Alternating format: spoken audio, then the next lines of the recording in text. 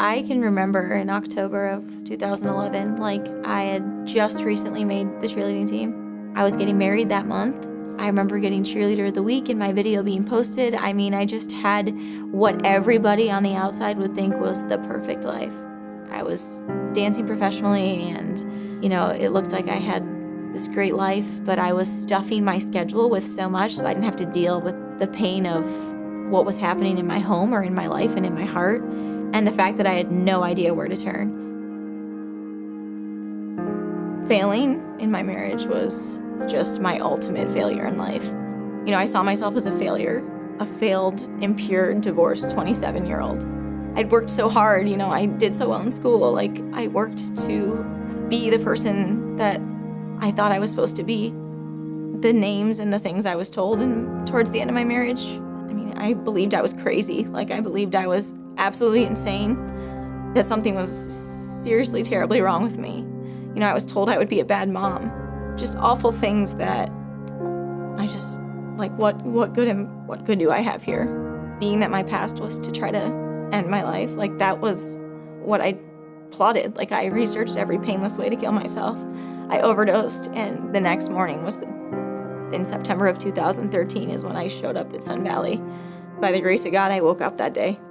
I felt like that's where I needed to be, and that's when the healing started.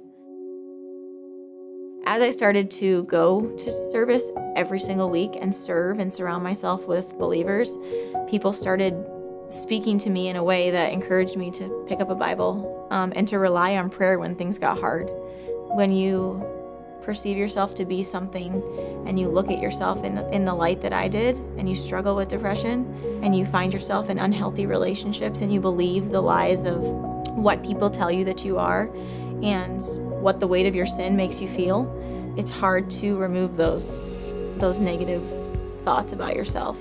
I believed a lie that I was my divorce, or I was what happened to me as a child, or I was the awful individual that I had perceived myself to be or identified myself to be. Like, I carried a backpack of rocks around for 28 years. And when I said yes to Jesus, I dropped off this backpack full of heavy rocks that just weighed me down and kept me in bondage, just my whole life. Just the more I know Jesus and the more I know his love for me, the more I want to give that away and help others see that and get to know him. I share him with everybody, and that's part of being transparent and real and honest and allowing the truth to set you free, because my identity lies in my relationship with him, and he's made a new way for my life and helped me tackle the lies that I told myself always. I cannot do this life without him. That is the truth. I need him. I need a savior. Even through sharing little bits and pieces of my own story and brokenness, and because my life isn't perfect, but I definitely have a new way, and Jesus made that way. So I choose him every day, and I want to share that with all the people that I love or even don't know yet.